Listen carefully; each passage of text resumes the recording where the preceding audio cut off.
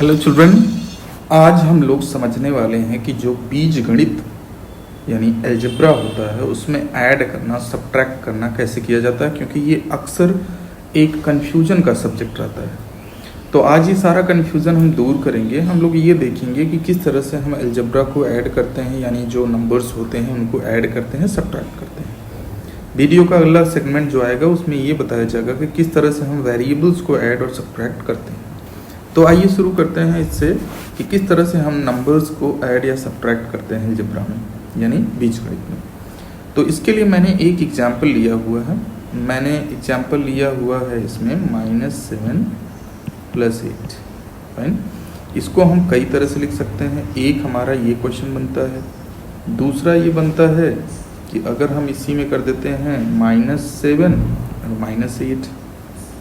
तीसरा बनता, तीसरी सिचुएशन हम लेना चाहेंगे। तीसरा ये है कि इसको मैं +7 कर दूं और यहाँ पर -8 कर दूं, या फिर हम +7 लिखें या ना लिखें कोई फ़र्क नहीं पड़ता। फिर अगला है कंडीशन कि हम 7 और +8 कर देते हैं, या फिर +7 और +8 कर दें। तो इन सिचुएशंस में, इन चारों स्थितियों में हम किस तरह से ऐड और सब्ट्रैक्ट करेंगे या हमारा रिजल्ट क्या आएगा, इसको हम देखेंगे। तो अगर हम स्टार्ट करें पहली सिचुएशन से, जिसमें कि लिखा हुआ है कि -7 + 8। तो -7 + 8 लिखा हुआ है, तो इस कंडीशन को अगर हम सोचें तो इसको हम कंपेयर करते हैं। इसकी कंपेयर तो करते हैं हम ऑब्जेक्ट्स या नंबर लाइन से करेंगे, लेकिन उससे पहले हम इसको कई पार्ट में समझने की कोशिश करते हैं। तो पहले एक मेथड हम एक्सप्लेन करना चाहेंगे कि किस तरह से हम इसको ऐड या सब्ट्रैक्ट करते हैं, उसके लिए कौन सा जनरल रूल फॉलो करते हैं, या हमारे दिमाग में क्या आइडिया आना चाहिए। तो जब भी ऐसी सिचुएशन बने, जैसे -7 + 8 लिखा हुआ है, तो इसमें करना क्या है, हम ये देखते हैं कि पहले तो ये देखिए कि क्या दोनों का साइन एक जैसा है। अगर एक जैसा है, जैसे ये दोनों माइनस है और जैसे ये दोनों प्लस है, तो इन सिचुएशन में तो क्या होता है कि दोनों को हम ऐड कर लेते हैं, दोनों को ऐड कर लेंगे। तो यहाँ पे हमारा रिजल्ट आ जाएगा +15 और यहाँ पे हमारा रिजल्ट आ जाएगा -15। ठीक है। अब दोनों रिमेनिंग जो सिचुएशंस हैं जहाँ की दोनों का साइन अलग अलग है, एक नेगेटिव है दूसरा पॉजिटिव है, ऐसी सिचुएशन जब भी आए तो करते क्या हैं कि हम ये देखते हैं कि इनमें से बिगर कौन है, उनकी क्वांटिटी को देखते हैं कि कौन सा बड़ा नंबर है, साइन को छोड़कर।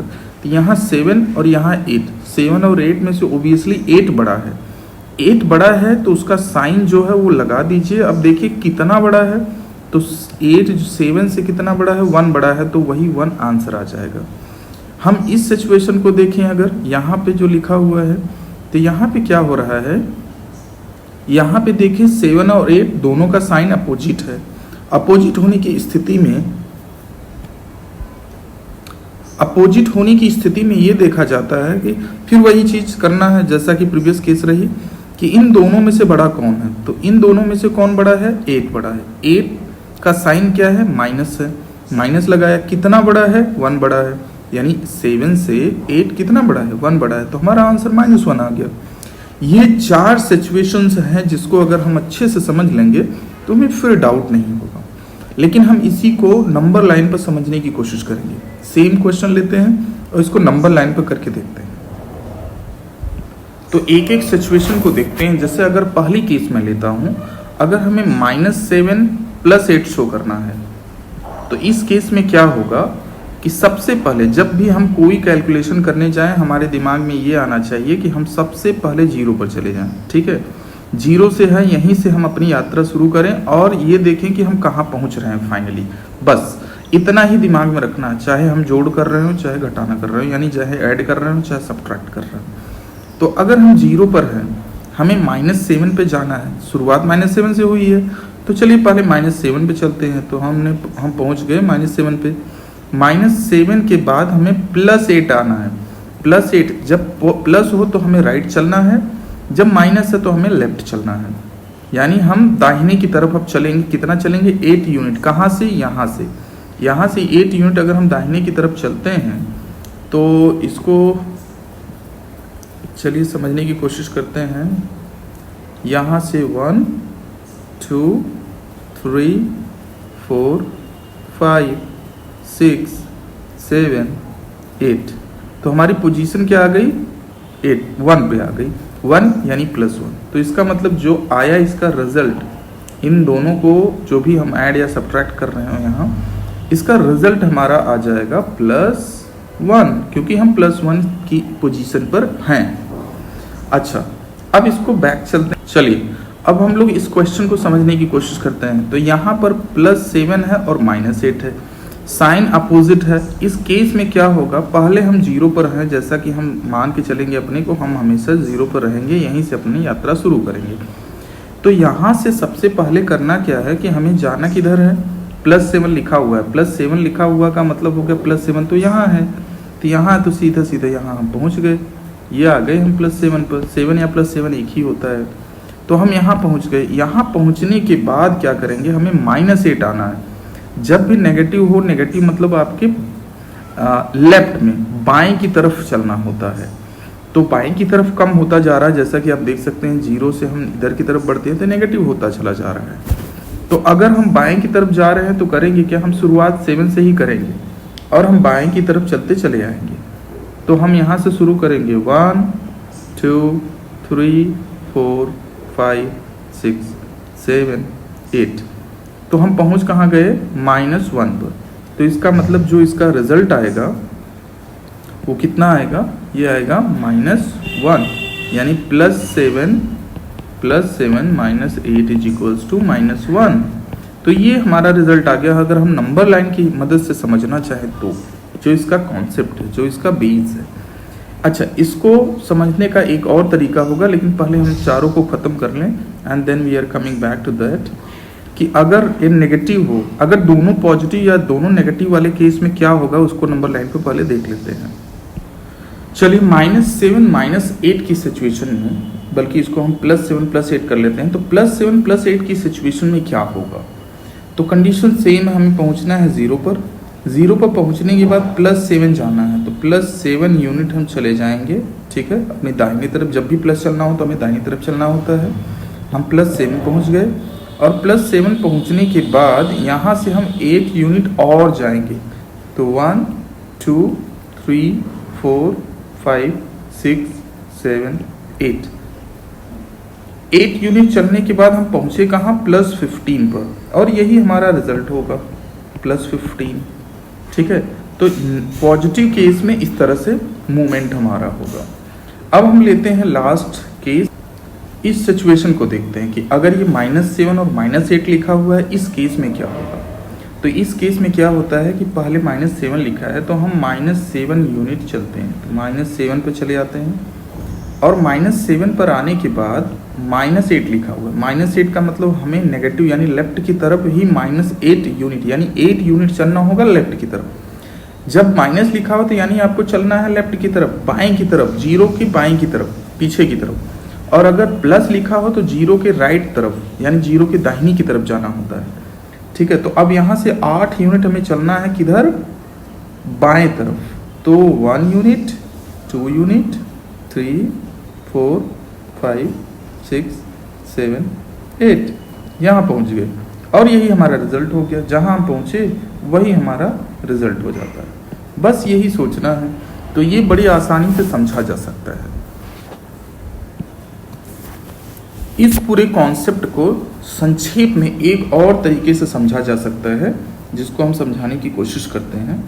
तो उसमें क्या होता है कि जैसे मान लीजिए -7 लिखा है आपने और -8 लिखा हुआ है।